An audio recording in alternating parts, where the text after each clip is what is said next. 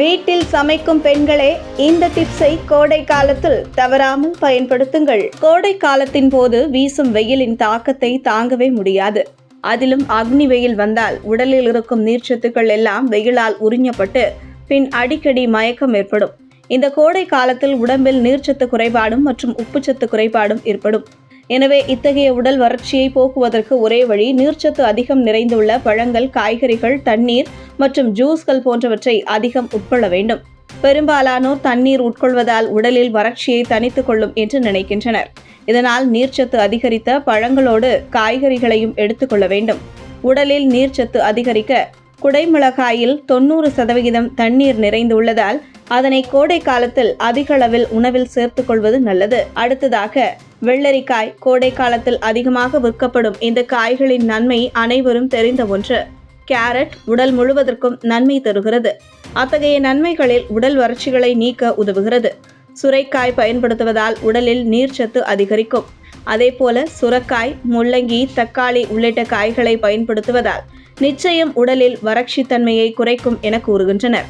அதேபோல் காய்கறிகளை வாங்க கடைக்கு செல்வோர் தக்காளி பழம், முருங்கைக்காய், வெண்டைக்காய், கேரட் உள்ளிட்ட காய்களை எப்படி பார்த்து வாங்க வேண்டும் என்று வியாபாரி ஒருவர் கூறுகிறார்.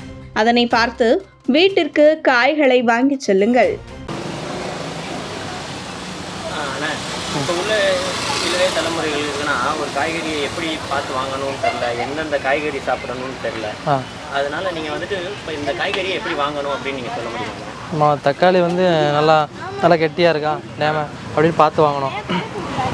கொஞ்சம் ரொம்ப லூஸாக இருந்தால் கெட்டு போயிடும். நல்லா கெட்டியாக இருந்தால் ஒரு 2-3 நாள் தாங்குவோம். யூஸ் பண்ணுறதுக்கும் நல்லாயிருக்கும். ஆமாம். தக்காளி எத்தனை வகையான தக்காளி நம்ம இருக்குது? தக்காளி வந்து இப்போ நாட்டு தக்காளி, அப்புறம் பெங்களூர் தக்காளி, அப்புறம் இதிலே நாட்டு தக்காளி நல்லா பெருசாக வரும். இது கொஞ்சம் மீடியமான தக்காளி, இதோட சின்ன தக்காளியும் வருது. 3 ரகமாக வருது. இப்போ எந்த தக்காளி நல்ல குழம்புக்கு நல்ல டேஸ்ட்? அதாவது இந்த மாதிரி சின்ன தக்காளி தான் நல்லாயிருக்கும். நல்லா புளிப்பு இது நல்லாயிருக்கும். பெரிய தக்காளியில் அந்தளவுக்கு ஒன்றும் இருக்காது. அதனால் சின்ன தக்காளி வாங்கினாவே நல்லாயிருக்கும். வேறு காய்கறி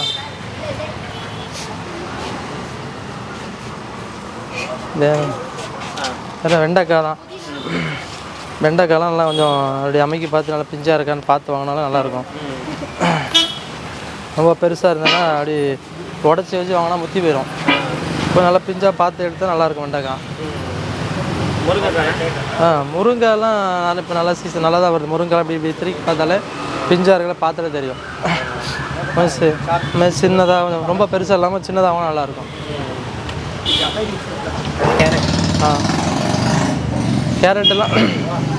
கேரட்லாம் நல்லா பொடி கேரட்லாம் நல்லா இந்த மாதிரி பெருசாக வாங்க நல்லாயிருக்கும். இந்த மாதிரி நல்லா பெருசாக நல்லாயிருக்கும்.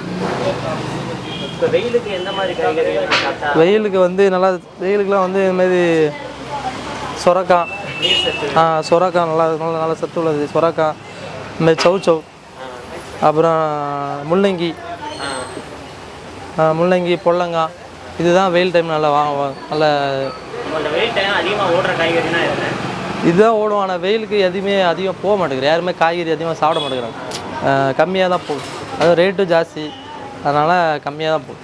கடையில் போய் ரோட்டு கடையில் போயிட்டு நிறைய சாப்பாடுலாம் சாப்பிட்றாங்க. அதுக்கு இந்த மாதிரி ஹெல்த்தியாக சாப்பிடலாமா அப்படிங்கிற மாதிரி ஏதாச்சும்? அந்த மாதிரி சாப்பிட்லன்னா எல்லா காயும் வாங்கலாம். முள்ளங்கி ஒரு நாள் சொராக்காய் வாங்கலாம். வெளியில் போயிட்டு ஃபாஸ்ட் ஃபுட் சாப்பிட்றாங்களா அந்த மக்களுக்கு என்ன சொல்கிறீங்க?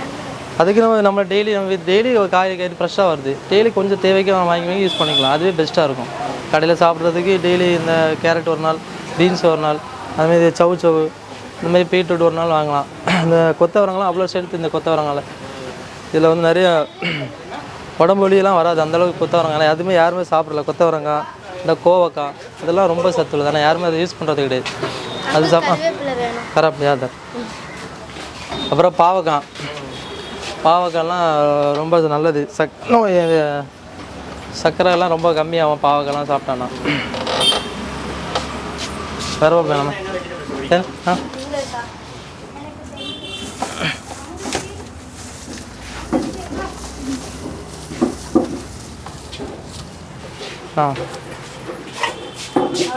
$10 கொடுமா? இன்னும் 1 போதுமா? சரி வேறு அங்கே இருக்கு.